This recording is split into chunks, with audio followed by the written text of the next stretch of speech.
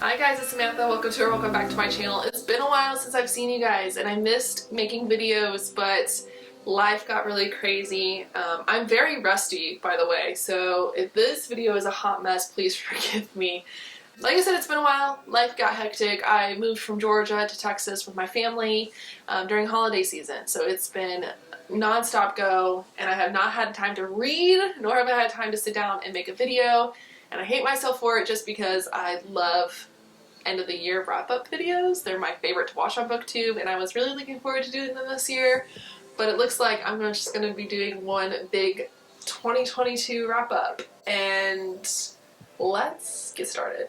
Alright, I'm going to start with the worst of 2022 just because they're kind of a bummer and I want to get them out of the way and never have to talk about them again. And then we can go to the best of 2022. I will actually put time slots here just in case you're interested in just one or the other. Normally this would be 2 videos, but this year it's just going to be 1 video. But time somewhere in the frame that you will see. But let's start off with the worst of 2022. Very quickly, the first book is A History of Wild Places by Shea Earnshaw. I did not like this book at all. This book is about a detective who goes searching for a lost woman and ends up in a cult setting in a weird town in the middle of nowhere. The twist was really a big cliche for me. It wasn't well written. I think we could have done a better job of telling the story. I think you could have done a better twist. I expected what it was. I guessed about halfway through. And personally, I'm also like, take this with a grain of salt because I'm not a thriller person. I don't do thrillers. I don't know why. I just can't get into it. And I feel like I'm always able to predict what happens. I'm never very surprised. If you guys have any recommendations for thrillers that I should read this year, go ahead and put them down in the comments below. But like, I'm really not a thriller person. I don't know if I can be convinced to like thrillers, but that's it. You know, that's all I have to say about it. It wasn't my favorite book. I did finish it, but this was a bummer. This was early in 2022 too. So beautiful cover though. Maybe that's what I was really like disappointed by as well. I love these colors. But yeah. All right. Second book. We're moving right along. A Kingdom of Flesh and Fire, which is the second installment to the Blood and Ash novel series by Jennifer L. Armentrout. So this series is about, it's a vampire fantasy romance. So that obviously like intrigued me, captured my interest because vampire fantasy romance, like that is my era. And I liked the first book a lot. I liked it a lot. I will admit that. I was surprised by how much I liked the first book. And then I picked up the second book, and this book, I'm not going to give you too much details about what it's about, but it's supposed to be like a road trip. I think as we were trying to do like a quest, a journey style novel, which I do love. I do like in my fantasy. But they didn't go anywhere. And by the end of the book, it put me in a reading slump because they literally didn't go anywhere. I think there's like, you get a couple conversations, a little bit of action, but literally nowhere. And then the last 50 pages, just like everything explodes. And I'm like, didn't need it. I didn't need it. Yeah, I had a whole vlog of me getting out of a reading slump because of this book, and I will not be continuing on with the series because I hear that it doesn't get any better from here. So that was a disappointment. I thought I had found another vampire fantasy romance that I was just gonna like fall in love with, but that's not the case. All right, the next book, Book of Night by Holly Black. Me and Holly Black have a tumultuous relationship. I like her books when they're age appropriate for me, if that makes sense. So like, as a kid, the Spiderwick Chronicles, top tier. As a young adult, the modern fairy tales, top tier. The Cruel Prince was where everything kind of fell down. So that whole series I read as an adult, but it's supposed to be a YA story, and I did not like it. I thought I was going to like this book because this has been publicized as an adult fantasy by Holly Black, so I was super stoked. I was like, yes, finally, I get Holly Black, but in age appropriateness, I think I'm going to like it. And I didn't. I DNF'd this book actually about halfway through. This book is follows a girl in that I can't even tell you. So that's the issue with this book, is that there was no world building, there was no magic system, and you didn't get much of anything. I think it's about a girl who falls into like some shadow magic nonsense and gets herself in trouble with like a criminal gang sort of thing. Yeah, no, I wasn't. The problem as well is that Holly Black's main characters all feel the same, and this one was definitely like if you were to take a character from the modern fairy tales and then give her a different magic system to work with. That's kind of what happened here. I didn't like it at all, and I don't think I'll be continuing with it. It's such a shame because I was really, me and Holly Black, it's hard because I want to love her books so much, but then they've fallen flat for me like 4 times now, and I think this is going to be our breakup song. We'll see. She's coming out with some more books in 2023, so I don't know if I'll be tempted. I might have to just wait and see what the reviews are for her books, and see if they're really good, because I don't think that this was received very well. But we're just going to move on to even better lands of Honolulu. So I had a reading vlog with this book. This was a book that was gifted to me by my sister. I hated this book. I could say that I despised this book, and let me tell you why. So during this vlog that I did, I'll link it down below, I found that a lot of these authors were writing from perspectives that they shouldn't necessarily be writing for, and the author, I forget his name because like I literally just wanted to erase it from my memory, is writing from a perspective of a picture bride from Japan, I want to say. Picture bride as in mail order bride. He's trying to give this perspective of a mail order bride going to America from Japan, and it was just disastrous. So the main character comes to America. She's bought by I want to say coal miner. Like I said, a lot of it I just like pushed out of my mind. By a coal miner, he becomes abusive towards her, and she runs away, and it just follows her life. I just felt like it wasn't written very well. The perspective wasn't right. I don't think that this man should be writing about women in those situations, let alone an immigrant woman in the situation, because a lot of the stuff I just couldn't believe would happen, nor could I really buy into this main character's feelings about her situation. They just didn't seem to connect. But no, I didn't. No, I did not like this book. I could not get away from it fast enough. The last book. I'm only like 10 minutes into this video, but the last book is The Windleby Puzzle by Lewis Lowry. This kind of follows the same lines as Holly Black, in which I really like Lewis Lowry. I have very fond feelings for The Giver. It was a book that I read as a child that I just like fell in love with. But this book was a hot mess, and I'm so upset about it. So this is supposed to be a middle grade book about the reimaginings of a scientific discovery of a bog body in, I want to say, North America somewhere.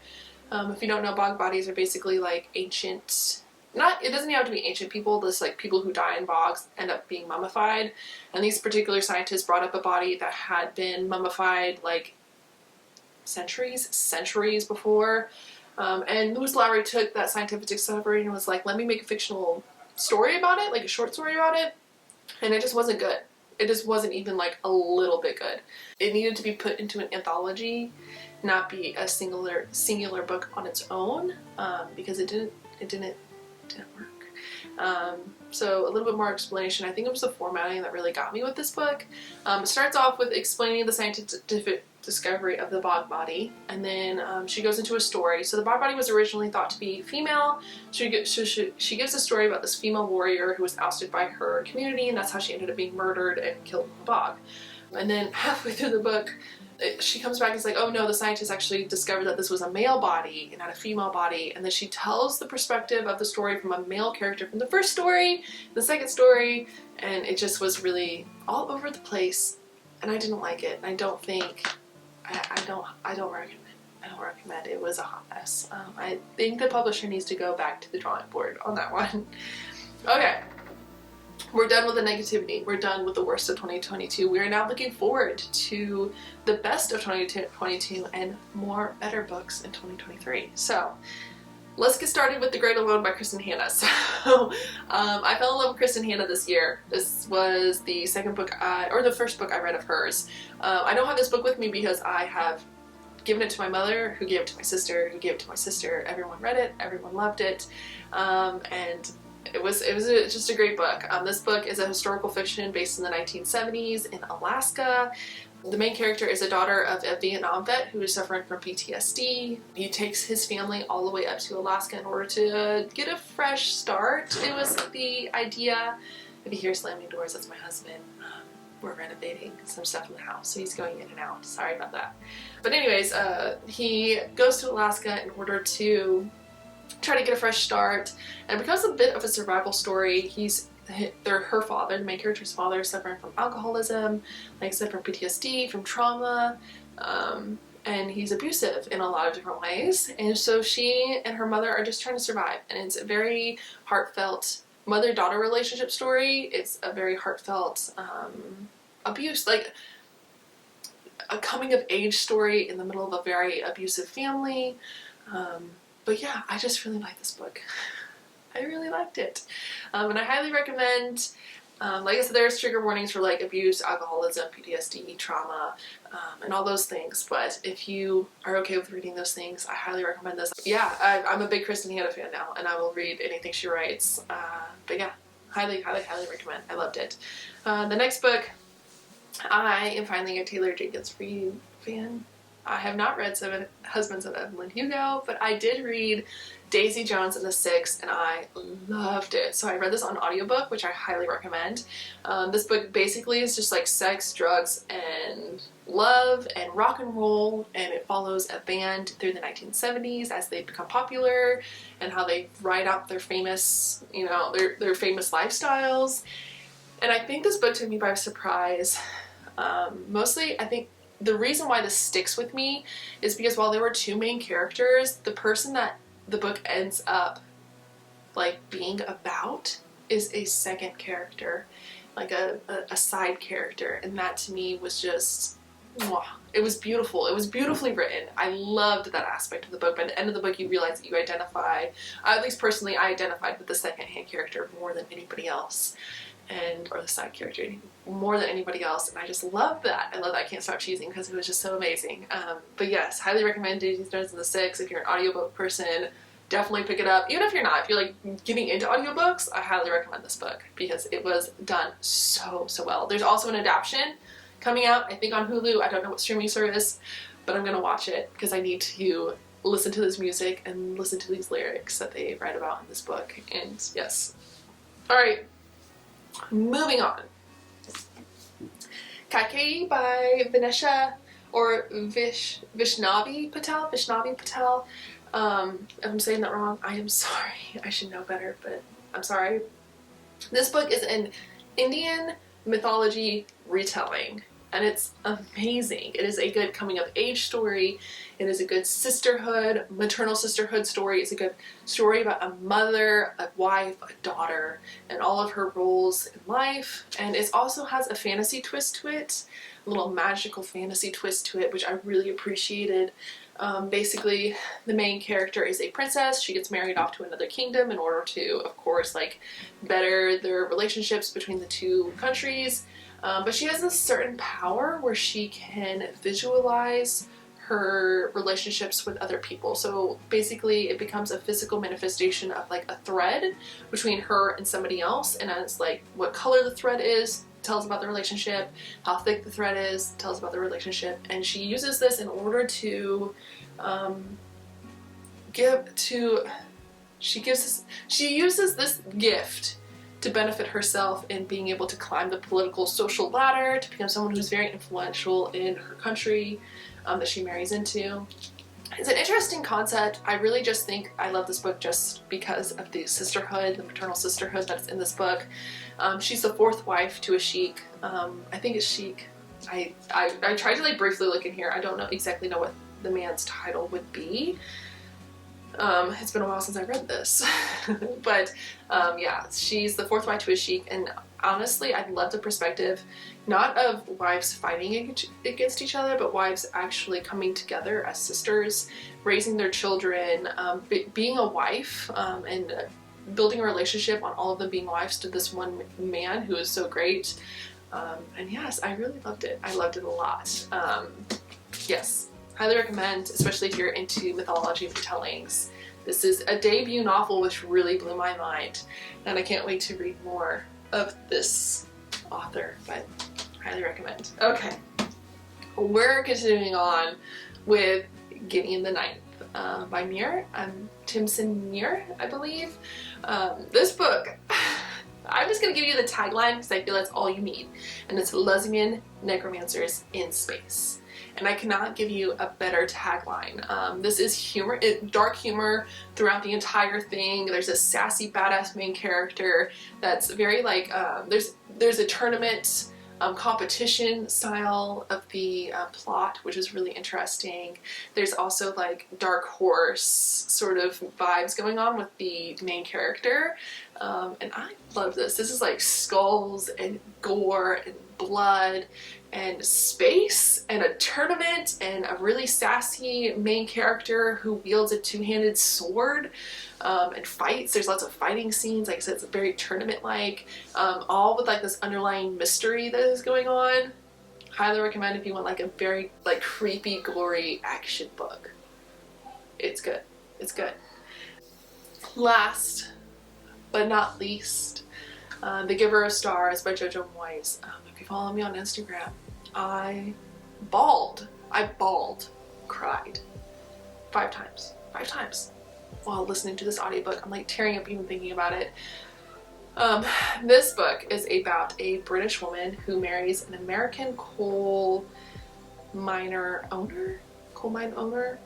She moves to America, to Kentucky, foothills, and while there she's in this like little tiny town, a coal mining town, and she's having a hard time finding her purpose, finding her place in this town.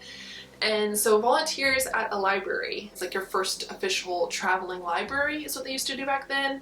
Saddlebags on horses and ride out to people who didn't live in town in order to give them books. She joins a group of women who do this, and it is beautiful, like sisterhood, friendship. The historical setting is beautiful. I think like the main character's own journey of finding purpose and finding a place that she fit into, people that she loved, a found family aspect really resonated with me this year, and it was just absolutely beautiful. There's tons of perspectives from different types of women in this historical setting, and I just loved it. I loved it. I can't get like enough like hand gestures for you guys. This one really took me by surprise. I have had it on my TBR for a couple years now, and I finally picked it up, and I could not be more happy. This is another book that I don't physically own right now because I gave it off to my mother because I just want everyone to read it. But yeah, as surprising it is that it is like the 3rd historical fiction that has made it onto my top 5 of 2022, and I don't know what it is. I don't know, maybe we need to continue with the trend of 2023. I don't know, but that is it. That is my best and my worst. If you made it this far, go ahead and subscribe because we're gonna hang out in 2023. I post videos every Wednesday and Friday, occasionally on Monday if I have a good vlog to post. But yeah, all my handles are down below if you guys want to follow me on Instagram, watch me bawl about some books this year, hopefully, if they're good. And yeah, I will see you guys next time. Thanks for joining me, and bye.